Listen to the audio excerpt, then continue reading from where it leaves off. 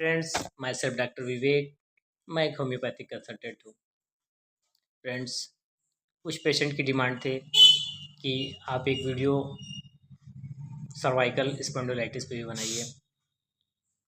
Cervical स्पॉन्डिलोलाइटिस ये उम्र के साथ होने वाली एक बीमारी थी, लेकिन अब ये बहुत कॉमन हो गया है। बहुत कम एज के लोग भी इससे ग्रसित हो गए हैं।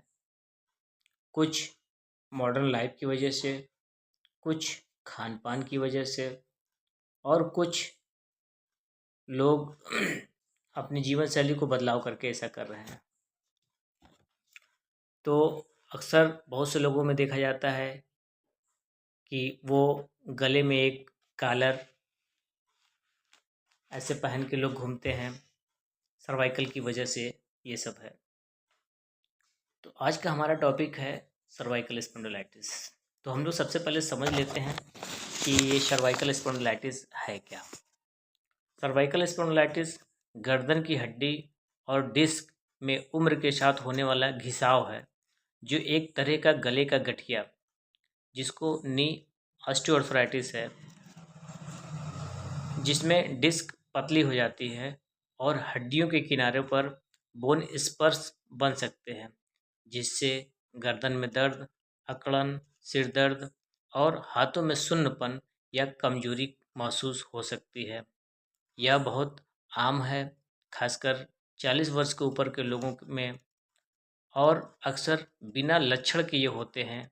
लेकिन जब लक्षण प्रकट हो जाते हैं तो ये दैनिक जीवन को भी प्रभावित करते हैं। अब हम लोग बात कर लेते हैं कि सर्वाइकल स्पॉन्डिलाइटिस होने के कारण क्या है। कारण की बात करते हैं तो पहला कारण एज ही होता है, जो सबसे बड़ा कारण होता है, जिससे डिस्क सूज जाती हैं और कमज़ोर हो जाती हैं। डिस्क का घिसना, डिस्क के सिकुड़ने से हड्डियों में घर्षण बढ़ता है और बोन स्पर्स बनने लगता है। लिगामेंट का सख्त होना, गर्दन में लिगामेंट भी सख्त हो जाती है। कोई चोट या कोई सर्जरी, गर्दन में लगी चोट या सर्जरी इसे तेजी से बढ़ा सकते हैं। जीवन शैली, लंबे समय तक गर्दन को एक ही स्थिति में बनाए रखना या बार बार झटके लगना भी इसका एक कारण होता है। मॉडर्न लाइफ में सर्वाइकल स्पॉन्डिलाइटिस होने के और भी कुछ कारण हैं, जैसे ऊंचा तकिया लगाना। बहुत से लोग ऐसा करते हैं कि सोते सोते समय वो दो दो तकिया लगा लेते हैं, या एक तकिया ही लगाते हैं, वो भी ऊंचा होता है। और यंग लोगों में होने की वजह मोबाइल। आजकल दिन भर लोग मोबाइल में बिजी रहते हैं। कोई कोई वीडियो देखते हैं, घंटों घंटों एक ही पोजीशन में गर्दन किए रहते हैं। लैपटॉप पे बहुत ज़्यादा वर्क करना, लैपटॉप वर्किंग टाइम में लेके चलना, बस में बैठे हैं यूज कर रहे हैं, ट्रेन में बैठे हैं यूज कर रहे हैं, ऑफिस में बैठे हैं यूज कर रहे हैं, और एक ही पोजीशन में लगातार गर्दन का रहना। टीवी भी इसका एक कारण है। Television, TV means television. Television का मतलब बहुत से लोग ऐसा टीवी देखते हैं जैसे उनकी टीवी की हाइट अगर बहुत ऊंचाई पे है तो उनको गर्दन ऊंचा करके देखने में, ये भी इसके बहुत से कारण हैं जो सर्वाइकल स्पॉन्डिलाइटिस का एक कारण बनते हैं। कारण जानने के बाद अब हम लोग बात कर लेते हैं कि सर्वाइकल स्पॉन्डिलाइटिस के सिम्टम क्या क्या हैं। सिम्टम की बात करते हैं तो पहला सिम्टम है गर्दन में दर्द और अकड़न।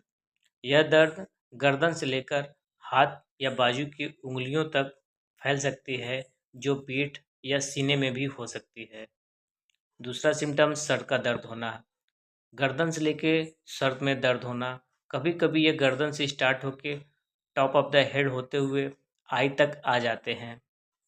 कंधों में, बाजुओं में या हाथों में नंबनेश, सुन्नपन या झुंझुनी जैसी कमजोरी का महसूस होना भी सर्वाइकल का लक्षण है। गर्दन को झुकाने या घुमाने में कठिनाई होना। और सिम्टम की बात करते हैं तो इसमें चक्कर आना, घबराहट होना, बेचैनी होना, कभी कभी नींद की भी प्रॉब्लम इसमें देखने को मिलता है। सिम्टम जानने के बाद अब हम लोग जान लेते हैं सर्वाइकल स्पॉन्डिलाइटिस को हम कैसे डिटेक्ट करेंगे कि सर्वाइकल स्पॉन्डिलाइटिस है। उसके लिए कुछ इसमें सिम्टम होते हैं, जैसे सिम्टम के बेस पे कुछ इन्वेस्टिगेशन होते हैं, जैसे कि एक्सरे हो गया, सीटी स्कैन हो गई। ये इसके कुछ मेन इन्वेस्टिगेशन पॉइंट है जिससे हम डिटेक्ट कर लेते हैं कि सर्वाइकल स्पॉन्डिलाइटिस है। अब हम लोग फाइनली जान लेते हैं कि सर्वाइकल स्पॉन्डिलाइटिस का ट्रीटमेंट पॉइंट क्या है। ट्रीटमेंट पॉइंट में बात करते हैं तो सबसे पहला ट्रीटमेंट में हम बात करेंगे तो वो है फिजियोथेरेपी। फिजियोथेरेपी गर्दन की मांसपेशियों को मजबूत करने और दर्द कम करने के लिए बहुत ही यूजफुल होता है। सर्वाइकल स्पॉन्डिलाइटिस के एक्सरसाइज का भी एक वीडियो हमने बना के पोस्ट किया हुआ है, तो आप उस वीडियो को प्रोफाइल में जाके चेक कर सकते हैं। और ट्रीटमेंट में जीवन शैली में बदलाव, सही पोस्चर बना के रखना, बैठते समय, सोते समय आप गर्दन और कमर को सही पोस्चर में रखना। इसके साथ साथ कुछ एक्सरसाइज है वो भी करना चाहिए। तकिया बहुत ऊंचा नहीं लगाना चाहिए। मोबाइल बहुत ज़्यादा टाइम तक एक ही पोजीशन में रहकर नहीं देखना चाहिए। टीवी अगर बहुत ऊंचाई पे है तो उसको नीचे कर लेना चाहिए। लैपटॉप पे बहुत ज़्यादा टाइम नहीं देना चाहिए। ये तो हो गए जीवन शैली में बदलाव। फाइनली अब हम लोग बात कर लेते हैं कि इसके होम्योपैथिक ट्रीटमेंट के विषय में। होम्योपैथिक में सर्वाइकल स्पॉन्डिलाइटिस की बहुत ही अच्छी अच्छी दवाएं आती है जिससे सर्वाइकल स्पॉन्डिलाइटिस ठीक हो जाता है। साथ में फिजियोथेरेपी का बहुत ही अच्छा रोल है। दोनों का कॉम्बिनेशन सर्वाइकल स्पॉन्डिलाइटिस को बहुत अच्छे से ठीक करता है।